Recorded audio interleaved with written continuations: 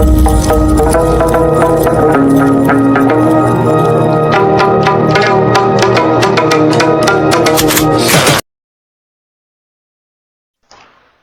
اللہ الرحمن الرحیم نحمده ونصلی علی رسوله الکریم اما بعد اعوذ باللہ من الشیطان الرجیم بسم اللہ الرحمن الرحیم یا ایہا الذین آمنوا کتب علیکم الصیام کما کتب علی الذین من قبلکم لعلکم تتقون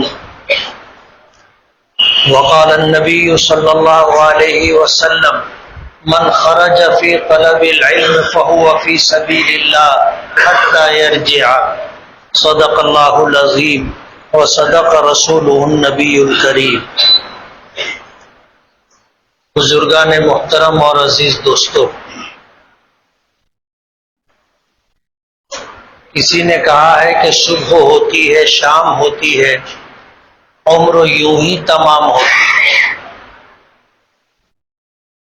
ایک وقت تھا کچھ دنوں پہلے کہ ہم نبی کریم صلی اللہ علیہ وسلم کی اس دعا کا حوالہ دے رہے تھے کہ آپ نے دعا فرمائی تھی اللہم بارک لنا فی رجب و شعبان وبلغنا رمضان، کہ اے اللہ ہمارے لیے رجب اور شعبان کے مہینے میں برکت عطا فرما اور ہمیں رمضان المبارک تک پہنچا دے۔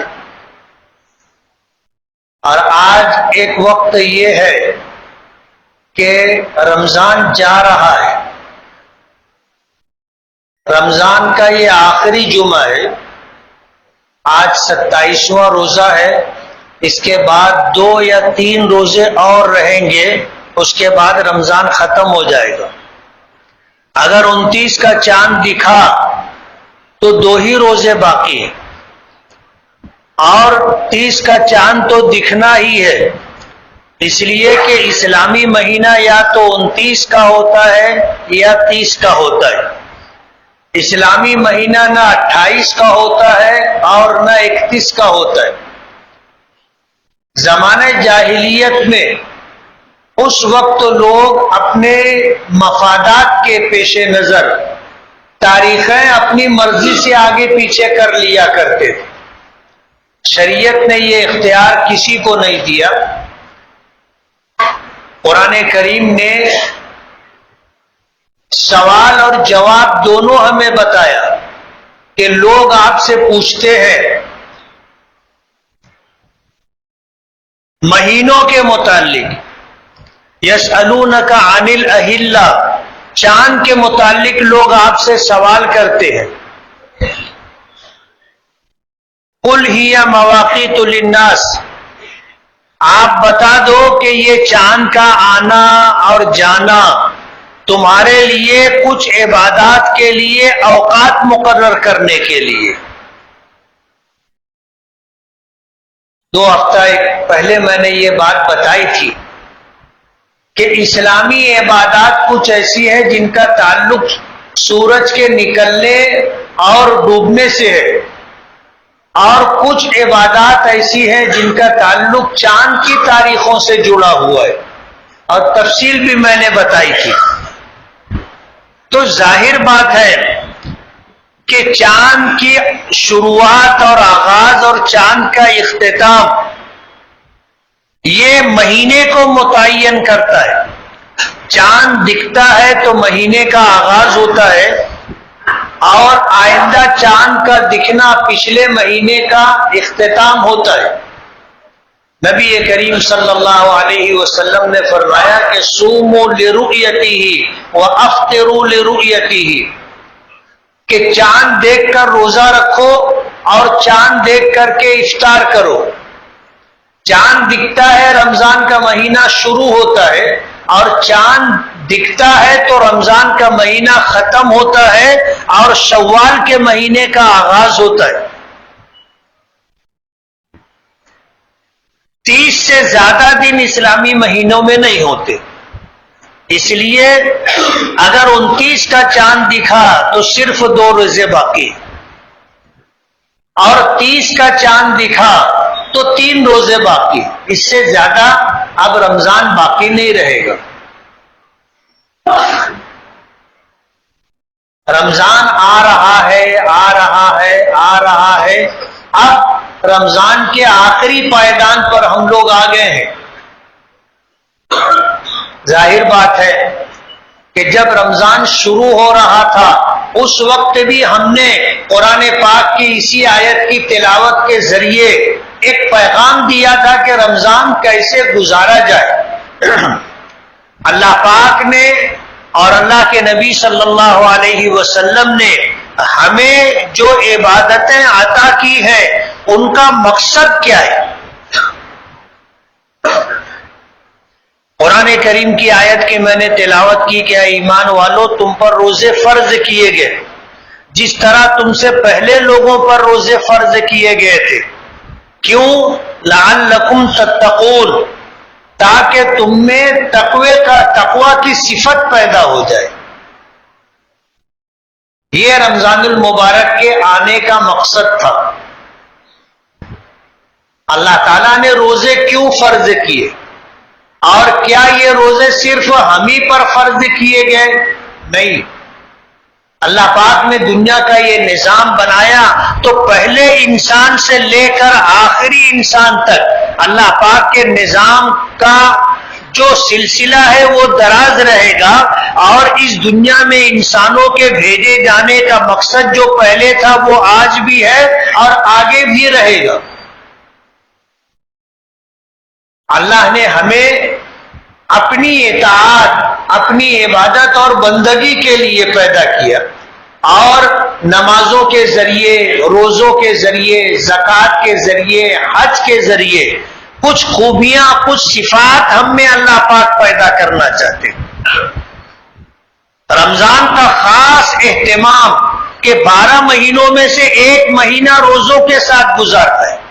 اللہ تعالیٰ نے ایک عبادت ہمیں عطا کی اور اسے فرض قرار دیا۔ ہم میں سے ہر ایک کے لیے روزہ رکھنا ضروری ہے۔ ہمارے یہاں دیگر مذاہب کی طرح عبادت کرنا اختیاری عمل نہیں ہے کہ جی نے چاہا تو عبادت کر لی، نہیں چاہا تو مرضی آپ کی۔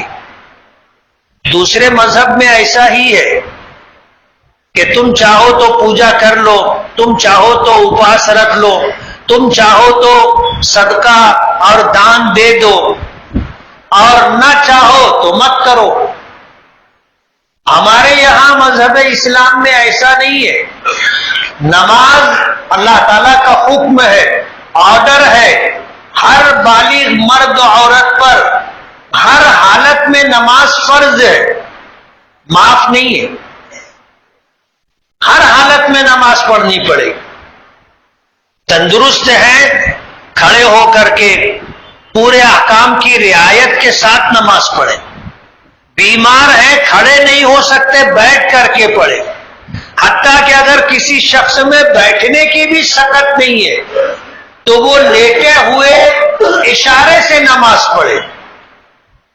نماز معاف نہیں ہے۔ ہمارے یہاں یہ اللہ پاک کا حکم ہے، اسے ٹالا نہیں جا سکتا، اسے ہر حال میں پورا کرنا ہوگا۔ یہی حال رمضان کے روزوں کا ہے کہ ہر بالغ مرد و عورت پر رمضان المبارک کے روزے فرض ہیں۔ اللہ پاک نے فرمایا فمن شہید منکم الشہر فلیصم، تم میں سے جو شخص بھی رمضان کا مبارک مہینہ پائے تو اس کے لیے ضروری ہے کہ وہ روزہ رکھے۔ زکوٰۃ یہ بھی اللہ تعالیٰ کے حکموں میں سے ایک حکم ہے کہ اللہ نے اگر تمہیں مال دیا ہے، صاحب نصاب بنایا ہے۔ دو ہی طرح کے لوگ دنیا میں مالی اعتبار سے ہوتے ہیں، یا تو غریب ہوتے ہیں یا امیر ہوتے ہیں۔ اب لوگوں کے زکوٰۃ اور لوگوں کے صدقات سے کون آدمی فائدہ اٹھا سکتا ہے؟ فرمایا جو آدمی صاحب نصاب نہ ہو۔ صاحب نصاب ہونے کا مطلب یہ ہے کہ اس کی ملکیت میں کھانے پینے اور ضرورت پورتا لباس، اور اسی طرح اپنی ضرورت پوری کرنے کے لیے اسباب زندگی جو لازمی اور ضروری ہے، ان کے علاوہ اگر آپ کے پاس پیسہ ہے اور اتنا پیسہ ہے کہ آپ 52.5 تولہ چاندی خرید سکتے ہیں، یا آپ کے پاس 52.5 تولہ چاندی ہے، تو آپ صاحب نصاب ہو گئے۔ اب آپ کے ذمہ ضروری یہ ہے کہ آپ اپنے مال کی زکوٰۃ ادا کریں۔ آپ زکوٰۃ نہیں لے سکتے، آپ کے لیے ضروری ہے کہ آپ زکوٰۃ دو۔ جب آپ کے پاس اللہ نے یہ وسعت عطا کی اور اتنی فراوانی دی کہ آپ کھانا پینا رہنا اپنی ساری ضرورت آپ پوری کر لے رہے ہو، جس میں سواری بھی ہے، جس میں رہنے کا مکان بھی ہے، جس میں پہننے کے کپڑے بھی ہیں، جس میں سردی گرمی میں ضرورت کا سامان بھی ہے،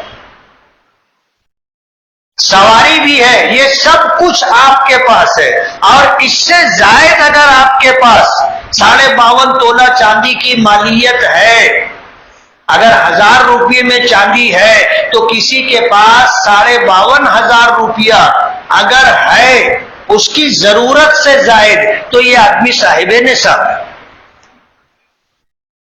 یہ زکوٰۃ نہیں لے سکتا، اس کے لیے زکوٰۃ لینا جائز نہیں ہے۔ رمضان کے مہینے میں عام طور پر لوگ اپنی زکوٰۃ ادا کرتے ہیں۔ اگر آپ کو اپنی حیثیت کا علم ہے کہ میں 52.5 تولہ چاندی کی مالیت کا مالک ہوں، تو اگر کوئی ہم کو دینے لگے تو اس سے ہمیں پوچھنا چاہیے کہ آپ جو دے رہے ہیں یہ زکوٰۃ تو نہیں ہے؟ اگر آپ زکوٰۃ دے رہے ہیں تو میں زکوٰۃ کا مستحق نہیں، آپ اگر مجھے دیں گے تو آپ کی زکوٰۃ ادا نہیں ہوگی، یہ لینے والے کی ذمہ داری۔ ظاہر بات ہے شریعت نے ہمیں اس بات سے منع کیا ہے کہ ہم کسی کے متعلق اتنی تحقیق کریں جس سے اس کی بے عزتی ہو، اس کی عزت نفس متاثر ہو، ہمیں شریعت نے منع کیا ہے۔ دینے والا آپ کو اپنے گمان کے مطابق ضرورت مند مستحق زکوٰۃ سمجھ رہا ہے، وہ دے رہا ہے۔ آپ اگر مستحق نہیں ہیں تو آپ پوچھ لیں کہ آپ مجھے جو دے رہے ہیں یہ ہدیہ ہے، صدقہ ہے، زکوٰۃ ہے، کیا ہے؟ اگر اپنے مستحق نہیں ہے تو ان سے کہہ دینا چاہیے کہ میں مستحق نہیں ہوں، آپ مجھے مت دو، کسی دوسرے مستحق اور ضرورت مند کو دے دو۔ اور اگر وہ ہدیہ دے رہا ہے تو ہدیہ تو بادشاہ وقت کو بھی دیا جا سکتا ہے اور وہ قبول کر سکتا ہے، سید کو بھی ہدیہ دیا جا سکتا ہے۔ سرکار دو عالم صلی اللہ علیہ وسلم کی خدمت میں لوگ ہدیہ لا کر پیش کیا کرتے تھے، خود نبی کریم صلی اللہ علیہ وسلم نے اس کا حکم دیا ہے، تہادو تحابو، آپ کا ارشاد مبارک ہے کہ ہدیہ لیتے دیتے رہا کرو، اس سے آپس میں محبت پیدا ہوگی۔ ایک موقع پر آپ نے فرمایا افشوا السلام بینکم تحاببتم، کہ تم آپس میں سلام کو عام کرو، آپ محبت پیدا ہوگی۔ آج ہم لوگ منہ دیکھ کر کے سلام کرتے، یعنی ہمیں معلوم ہوتا ہے کہ یہ آدمی مسلمان ہے لیکن اس کے بعد بھی سلام نہیں کرتے۔ اب ایسا ہو گیا کہ ہم جس کو پہچانتے ہیں اور کوئی وجہ ہے تو ہم اس کو سلام کرتے، ورنہ سلام نہیں کرتا، آدمی گزر جاتا۔ سلام ہے کیا؟ پوری دنیا میں جتنے مذاہب پائے جاتے ہیں ان میں سب سے بہترین مذہب اسلام ہے، اور اس کی تعلیمات سب سے بہتر تعلیمات ہے۔ انہی تعلیمات میں سے ایک تعلیم اور ایک حکم سلام بھی ہے۔ دوسرے مذاہب کے لوگ بھی ایک دوسرے سے ملتے ہیں، آمنا سامنا ہوتا ہے، لیکن مذہبی اعتبار سے اسلام نے ہی ہم کو یہ حکم دیا ہے کہ ہم جب کسی سے ملے تو ہمارا ملنا کیسے ہو. خود اللہ پاک نے ہمیں یہ تعلیم عطا کی. جب نبی کریم صلی اللہ علیہ وسلم معراج میں تشریف لے گئے تو پہلے آسمان پر جب پہنچے تو دیکھا کہ ایک بوڑھا شخص ایک درخت کے تنے سے ٹیک لگائے بیٹھا ہوا ہے اور اس کے دائیں طرف ذرات کی شکل میں بے شمار لوگ، بائیں طرف ذرات کی شکل میں بے شمار لوگ ہیں. وہ دائیں طرف دیکھتا ہے تو خوش ہوتا ہے، مسکراتا ہے، بائیں طرف دیکھتا ہے تو غمگین ہوتا ہے، روتا ہے. حضور پاک صلی اللہ علیہ وسلم نے جب دیکھا تو حضرت جبرائیل نے فرمایا کہ آپ سلام کریں، اور بتایا سلام کیا ہوتا ہے. السلام علیکم ورحمۃ اللہ وبرکاتہ. نبی کریم صلی اللہ علیہ وسلم نے سلام کیا. حضرت آدم تھے، انہوں نے جواب دیا وعلیکم السلام ورحمۃ اللہ وبرکاتہ یا ولدی، اے میرے بیٹے تجھ پر بھی سلامتی ہو، تجھ پر بھی اللہ کی رحمتوں اور برکتوں کا نزول ہو. یہ ہمیں تعلیم دی گئی اللہ پاک کی طرف سے. اس سے بہتر جملے آپ کو کسی مذہب میں ملاقات کے موقع پر ادا کیے جانے کے لیے نہیں ملیں گے. بہترین اور شاندار دعا، آپ یقین مانو ایک شخص کا بھی یہ کہنا کہ تم پر اللہ پاک کی طرف سے سلامتی ہو، السلام علیکم ورحمۃ اللہ وبرکاتہ، اور اللہ پاک کی طرف سے رحمتوں اور برکتوں کا نزول ہو. سلامتی کی یہ دعا آپ نے دی اور اس یقین کے ساتھ دی کہ انشاءاللہ قبول ہے. سننے والے نے اس کا استقبال کرتے ہوئے جواب دیا وعلیکم السلام ورحمۃ اللہ وبرکاتہ، کہ تم پر بھی سلامتی ہو اور تم پر بھی اللہ کی رحمتوں اور برکتوں کا نزول ہو. اگر یہ دعا قبول ہو گئی تو دونوں کا بیڑا پار. ہم لوگ مسافہ کرتے ہیں، بہت سارے لوگ سلام نہیں کرتے، صرف وہ مسافہ کرتے دعا کرنا. اللہ کے بندے السلام علیکم ورحمۃ اللہ وبرکاتہ خود دعا ہے، اور اتنی شاندار دعا ہے، اتنی شاندار دعا ہے کہ سلامتی میں آپ کی جان کی، مال کی، دین و ایمان کی، عزت و آبرو کی حفاظت شامل ہے. اگر اللہ نے کسی کو جان کی سلامتی دے دی، مال کی سلامتی دے دی، عزت و آبرو کی سلامتی دے دی، دین و ایمان کی سلامتی دے دی، علم و عمل کی سلامتی دے دی، اب اس کو کیا چاہیے؟ اب اس کو کیا چاہیے؟ پھر مزید یہ کہ تم پر اللہ کی رحمت اور برکت بھی ہو.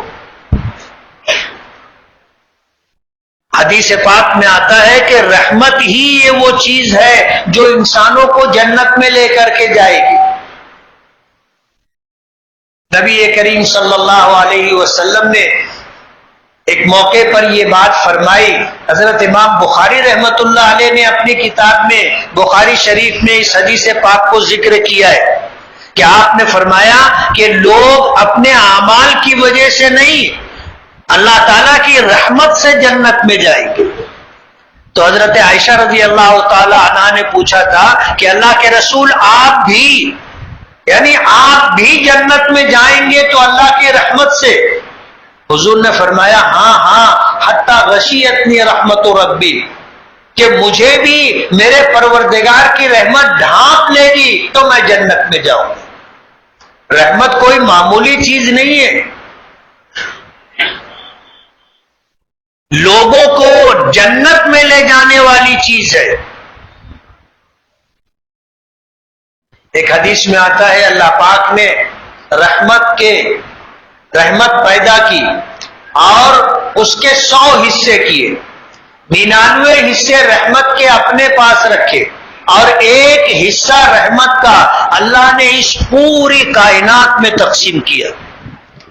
جس رحمت کا حصہ انسانوں کو بھی ملا اللہ کی دوسری مخلوقات کو بھی ملا. حضور نے اسی بات کو سمجھانے کے لیے فرمایا کہ بھیڑیے کی خوخار مادہ جب بچہ دیتی ہے، بچہ جنتی ہے، تو اس بچے کی پرورش کرتی ہے. یہ جذبہ رحمت کی وجہ سے لوگ شیر پال لیتے ہیں، شیر پال لیتے ہیں اور شیر پل جاتا ہے، لیکن بھیڑیا پلتا نہیں ہے. درندوں میں بھیڑیا ایسا جانور ہے کہ اس کو آدمی پال نہیں سکتا، یہ پلتا ہی نہیں ہے. اتنا خوخار، یہ پلتا ہی نہیں ہے. آدمی الگ الگ قسموں کے کتے پال لیتا ہے، لیکن آپ نے کبھی نہیں سنا ہوگا کسی نے بھیڑیا پالا. یہ پلتا ہی نہیں ہے. مثال میں حضور نے بھیڑیے کی خوخار مادہ کا حوالہ دیا. اچھا سیدھا سادہ جانور بھی جب بچہ دیتا ہے اور آپ اس کے بچے کے تعلق سے کوئی کام کرنا چاہے اور اس جانور کو اگر لگے کہ یہ میرے بچوں کو نقصان پہنچا رہا ہے تو وہ آپ سے بھیڑ جائے گا. بھیڑیا تو خوخار جانور ہے، اور ایسا خوخار جانور ہے کہ انسانوں سے کبھی مانوس نہیں ہوتا. پالنا چاہو تو پلتا نہیں ہے. حضور نے مثال دی کہ بھیڑیے کی خوخار مادہ جنگل میں اپنے بچوں کی پرورش کرتی ہے، تو کیوں؟ اسی جذبہ رحمت کی وجہ سے. اور کل قیامت کے دن اللہ پاک اسی رحمت کے صدقے لوگوں کو جنت میں بھیجے گے. تو اللہ کی رحمت اور برکت، آدمی دعا کرتا ہے اور اس کے جواب میں یہی دعا بعینی، جس کو سلام کیا جاتا ہے وہ واپس سلام کرنے والے کو دعا دیتا ہے. یہ خود دعا ہے اور بہترین اور شاندار دعا ہے.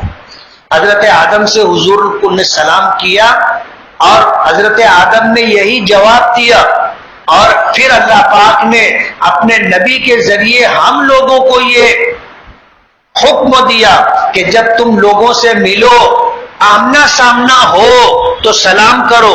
اور ہر ایک کو مسلمان صاحب ایمان ہونا چاہیے. فرمایا سلم علی من عرفت ومن لم تعرف، کہ تم ہر اس شخص کو سلام کرو جس کو پہچانتے ہو اور جس کو نہیں پہچانتے ہو، سب کو سلام کرو. یہ نہیں کہ مقصد ہے، غرض ہے تو سلام.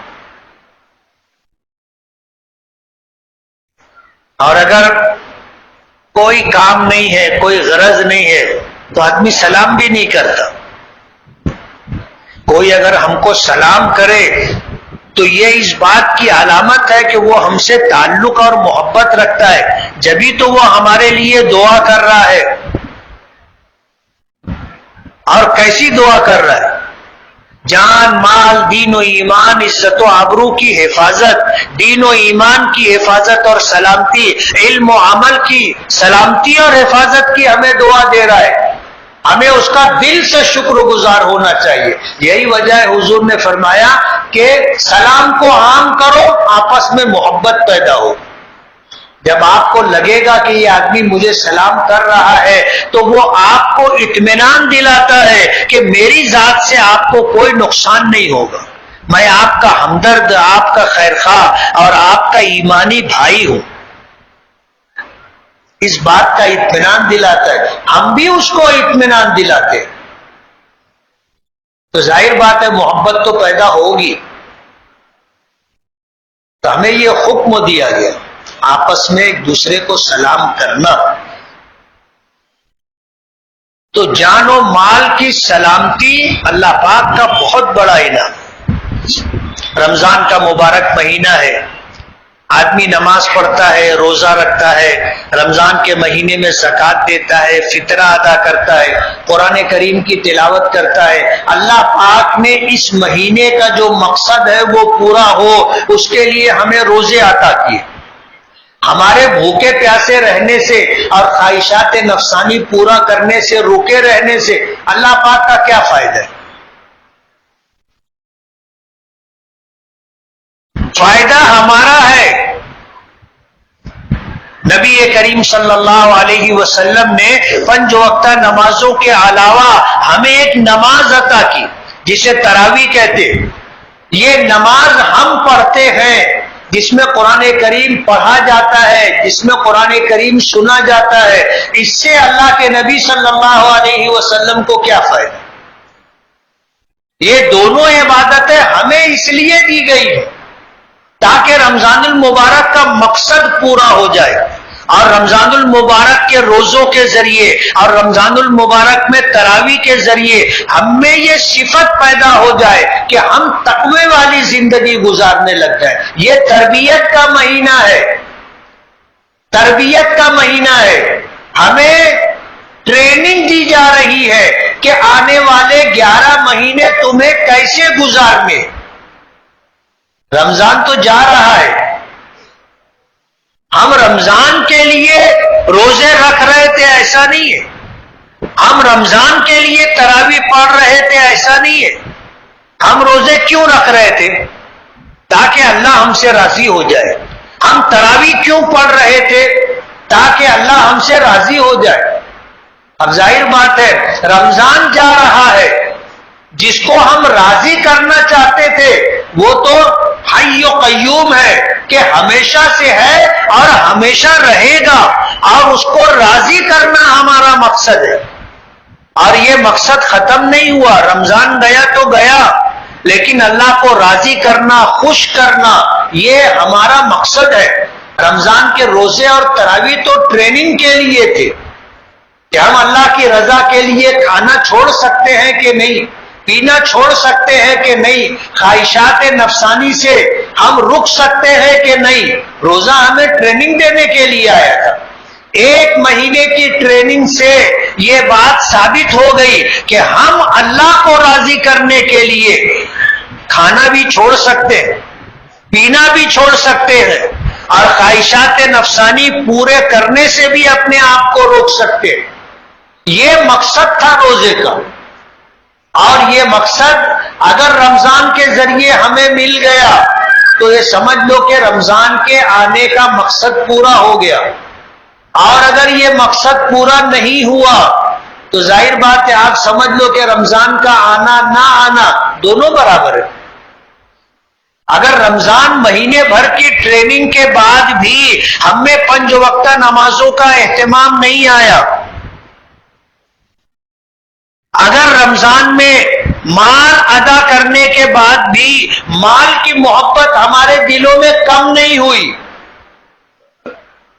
بھوکے رہ کر کے، پیاسے رہ کر کے، خواہشات نفسانی سے روکے رہ کر کے اگر ہم میں صبر اور ضبط کی صفات پیدا نہیں ہوئی، اور ضرورت کے موقع پر ہم اللہ کے لیے سب کچھ کرنے کے لیے اگر تیار نہیں ہوئے تو پھر رمضان کی ٹریننگ کا مقصد ہم نے پایا نہیں۔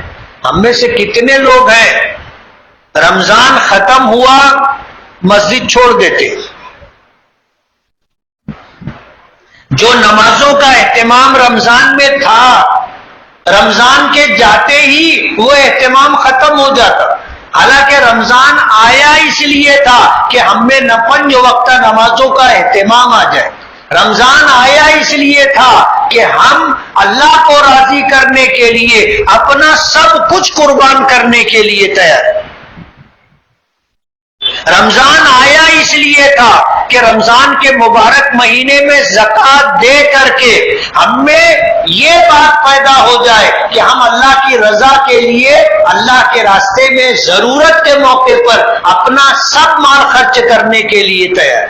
مال کی محبت کم ہو، دنیا کی محبت کم ہو، اس لیے اللہ پاک نے ہمیں یہ مواقع عطا کیے تھے۔ رمضان جا رہا ہے، یہ آخری جمعہ ہے، جمعۃ الوداع۔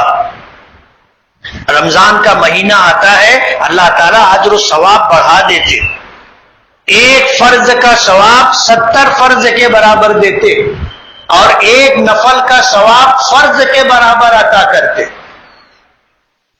رمضان کا مہینہ آتا ہے، ہم میں صبر، شکر، اپنے اندر قوت برداشت پیدا کرنے کے لیے اللہ نے ہمیں احکامات اور اعمال دیے۔ اگر رمضان کا یہ پورا مہینہ ہم نے اس طرح گزارا کہ ہم پر اس ٹریننگ کا اثر بقیہ 11 مہینے رہا تو آپ سمجھ لیجئے کہ رمضان کی ٹریننگ مکمل ہوئی، رمضان کے آنے کا مقصد پورا ہوا۔ اور اگر عید کا چاند دکھا اور اعتکاف والوں کی طرح بستر لپیٹ کے ہم بھی گھر چلے گئے اور وہ سارے اعمال جن کا اہتمام ہم رمضان میں کر رہے تھے ہم نے لپیٹ کے رکھ دیا، تو ظاہر بات ہے رمضان کا جو مقصد تھا وہ پورا نہیں ہوا۔ رمضان کا مہینہ ایک تربیت کے لیے آتا ہے، ٹریننگ کے لیے آتا ہے، اس کے اثرات بقیہ 11 مہینے رہنے چاہیے، رہیں گے۔ آپ یہ بازو پر کالی پٹی دیکھ رہے ہو، یہ ایک علامتی احتجاج ہے۔ وقت کی حکومت ہندوستان میں اوقاف کو ہڑپ کرنا چاہتی ہے، ایسا قانون بنا کر اس میں تبدیلی کر کے ایسا قانون لانا چاہتی ہے جس سے ہمارے یہ اوقاف محفوظ نہیں رہیں گے۔ اس میں فیصلہ کرنے کا اختیار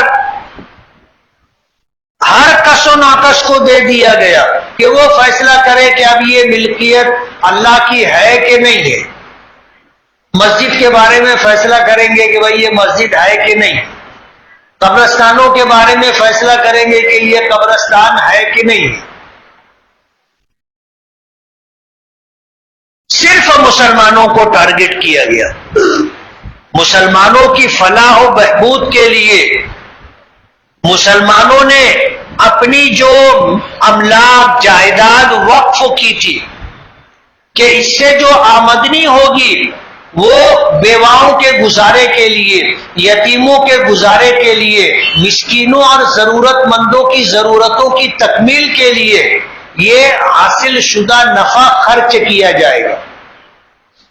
آج یہ مقصد مسلمان بھی پورا نہیں کر رہے، اور اسی کو بہانہ بنا کر کے موجودہ حکومت ایسا قانون لا رہی ہے کہ اب اصل بھی ختم ہو جائے،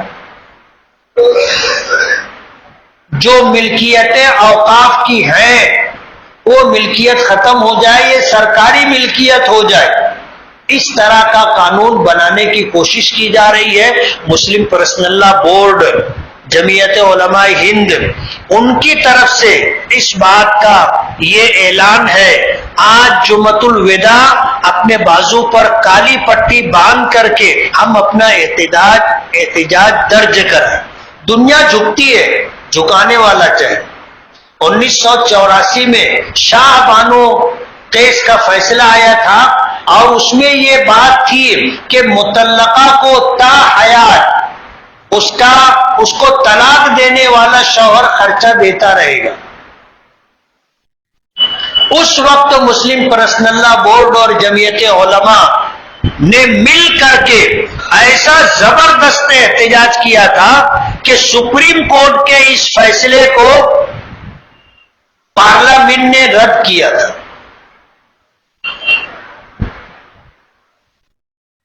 ایسا احتجاج ہونا چاہیے کہ حکومت کو اپنا فیصلہ واپس لینا پڑے اور حکومت کو پیچھے ہٹنا پڑے۔ ہندوستان میں آج ہمارا سب کچھ داؤں پر لگا ہوا ہے، اور حضور کے اس فرمان کے مطابق کہ تمام مذاہب کے ماننے والے مسلمانوں کے خلاف متحد ہو جائیں گے اور اس طرح ٹوٹ پڑیں گے مسلمانوں پر جیسے دسترخوان پر جو کھانے پینے کی چیزیں لگتی ہیں چاروں طرف سے لوگ بیٹھ کر اس کو نمٹانے کے چکر میں رہتے ہیں، دسترخوان صاف کرنے کا۔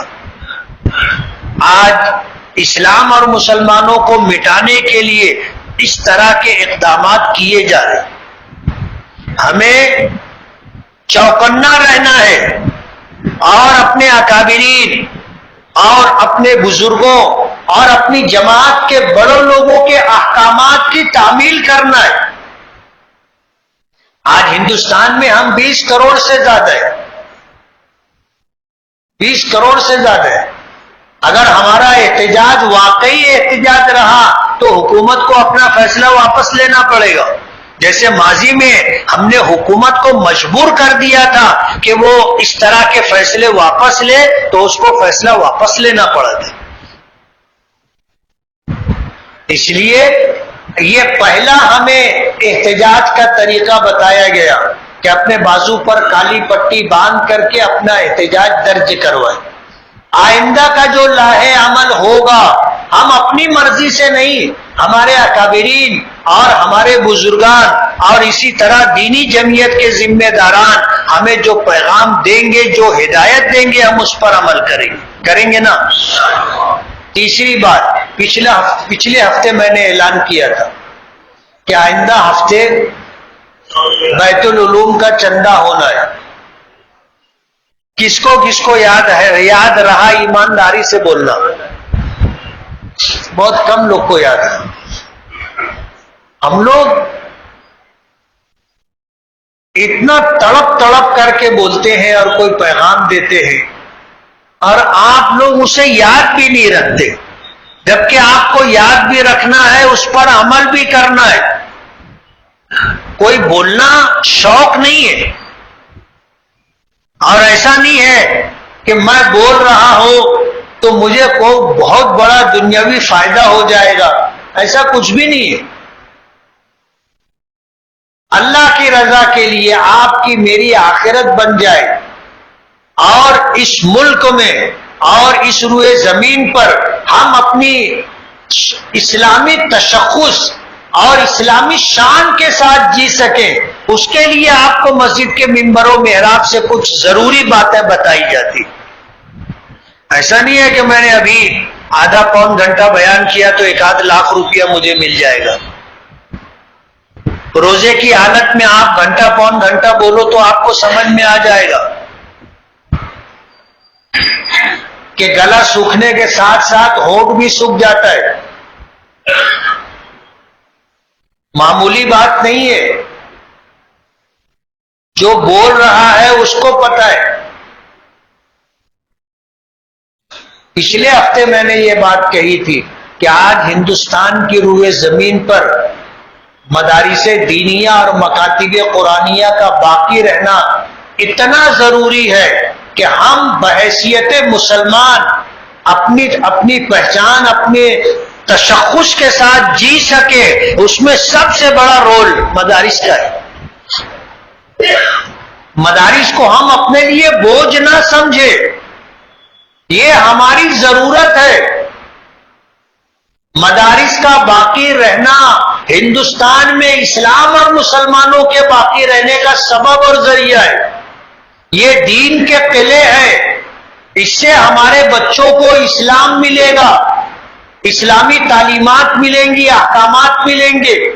اس کے ذریعے سے ہمارے بچوں کو پتا چلے گا کہ ایمان کیا ہے. ڈاکٹر بننے سے، انجینئر بننے سے، پروفیسر بننے سے اور کوئی بڑی بڑی ڈگری لے کر بڑی بڑی تنخواہ اور سیلری لینے سے ہمیں اسلامی طور پر کوئی فائدہ نہیں. مدارس کا باقی رہنا بہت ضروری ہے. اور آج حکومتیں اسی سرچشمے کو بند کرنا چاہتی. عجیب و غریب قانون لائے جا رہے مالیات کے سلسلے میں کہ مدارس بند ہو جائے. ظاہر بات ہے ہم حکومت سے سرمایہ نہیں لیتے، حکومت سے ایڈ اور مدد نہیں لیتے. ہم مسلمان اپنی جائز اور حلال کمائی سے تعاون دے کر کے ہم مدارس کو چلاتے. اور صرف ہمیں زکوٰۃ دینے پر ہی اکتفا نہیں کرنا ہے کہ صرف ہم زکوٰۃ دیں، بلکہ زکوٰۃ تو لازمی طور پر دینا ہے. اس سے زیادہ ہمیں دینا چاہیے. اس سے زیادہ، جس کو عطیہ کہتے ہیں، مسجدوں کو، مدرسوں کو عطیے کی رقم دینا چاہیے کہ جہاں ضرورت ہو وہاں وہ رقم خرچ کی جا سکے. زکوٰۃ کا ایک ہی مصرف ہے. وہ غریب اور مستحق کی ضرورت پوری کرنے کے لیے کام آئے گا۔ اس لیے جن مدرسوں میں بچے رہ کر کے کھانا پینا مدرسے کی طرف سے نہیں ہے، وہاں زکوٰۃ کا مصرف نہیں ہے۔ ایسے مدرسوں میں زکوٰۃ دینے سے زکوٰۃ ادا نہیں ہوگی۔ ایسی اسکولوں میں، ہائی اسکولوں میں، کالجز میں زکوٰۃ دینے سے زکوٰۃ ادا نہیں ہوگی جہاں زکوٰۃ کا مصرف نہیں ہے۔ اللہ پاک نے اس فریضے کے پیچھے مستحقین ذکر کیے ہیں کہ آپ زکوٰۃ کن کو دے سکتے ہیں اور کون زکوٰۃ لے سکتا ہے، پورے احکامات دیے۔ مدرسہ بیت العلوم مالیگاؤں کے سب سے قدیم مدرسہ ہے، آج 150 سال کے قریب اس ادارے کے قیام کو ہو گیا، اور دیگر مدرسہ بیت العلوم کی دین ہے۔ اس لیے میں نے گزارش کی تھی کہ آپ کم سے کم کتنا لے کر کے آئیں گے؟ سب کو یاد ہے؟ بہت لوگ نہیں بول رہے، کوئی جواب نہیں دے رہے، چپ رہے۔ چپ رہنے کا مطلب سمجھتے ہو نا، کہ ان کو یاد نہیں تھا اور وہ خالی ہاتھ آ گئے، خالی جیب آ گئے۔ اپنی کمائی کا ایک حصہ اللہ کے راستے میں خرچ کرنا چاہیے، یہی ہمیں کل واپس ملے گا۔ اور دنیا میں جتنا ہم نے کھا کر، پی کر، پہن کر، سواری کی شکل میں، مکان کی شکل میں، اور بینک بیلنس کی شکل میں، جائیداد کی شکل میں ہم نے چھوڑ دیا، وہ دوسروں کا، ہمارا نہیں۔ آنکھ بند ہوگی، یہ میرے جسم کا کپڑا بھی لوگ اتار لیں گے۔ اور میں نے دیکھا ہے مرنے والے کے سونے کے دانت بھی کھینچ کے نکال لیے جاتے ہیں۔ سب چھوڑ کے ہم چلے جائیں گے۔ اللہ کے راستے میں جو ہم نے دے دیا یہی ہمیں کام آئے گا، کل واپس ہمیں یہی ملے گا۔ آج ہم نے دیا، ہم نے اللہ کے خزانے میں جمع کر دیا۔ حضور نے ایک مرتبہ صحابہ کرام سے پوچھا کہ تم میں سے کون ہے جو دوسروں کے مال سے محبت کرتا ہے؟ تو سب نے کہا کہ اللہ کے رسول، دوسرے کے مال سے کون محبت کرے گا؟ آدمی تو اپنے مال سے محبت کرتا ہے۔ تو حضور نے فرمایا کہ اپنا وہ ہے جو ہم نے اللہ کے راستے میں اللہ کی رضا کے لیے خرچ کر دیا، یہ اپنا ہے۔ باقی جو ہم چھوڑ گئے وہ دوسروں کا، وارثین آپس میں بانٹ لیں گے۔ ہم نے جو کھا لیا، پی لیا، پہن لیا، یہ ہمارے نفع کا، ہم نے اس پر اللہ کا شکر ادا کر دیا تو حساب نہیں دینا ہوگا، ورنہ جو کھایا پیا ہے، جو پہنا اور برتا استعمال کیا ہے، سب کا حساب بھی دینا پڑے گا۔ کہ تمہاری ضرورت 2 جوڑے کپڑے میں پوری ہو سکتی تھی، 20 جوڑا بنائے تھے نا، حساب دینا پڑے گا۔ اس لیے ہمارا کیا جو ہم نے اللہ کے راستے میں خرچ کیا۔ تو مدرسہ بیت العلوم کے ذمہ داروں کی طرف سے وہاں کے نمائندے آئے ہیں، نماز کے بعد آپ کے تعاون کے منتظر رہیں گے۔ کتنا دیں گے آپ؟ کم سے کم جو نہیں لا سکے ہوں گے وہ آگے دیں گے نا انشاءاللہ۔ اللہ تعالیٰ عمل کی توفیق دے۔ وآخر دعوانا ان الحمدللہ رب العالمین۔ جن صاحبان نے سنت نہ پڑھی وہ سنت پڑھ لی۔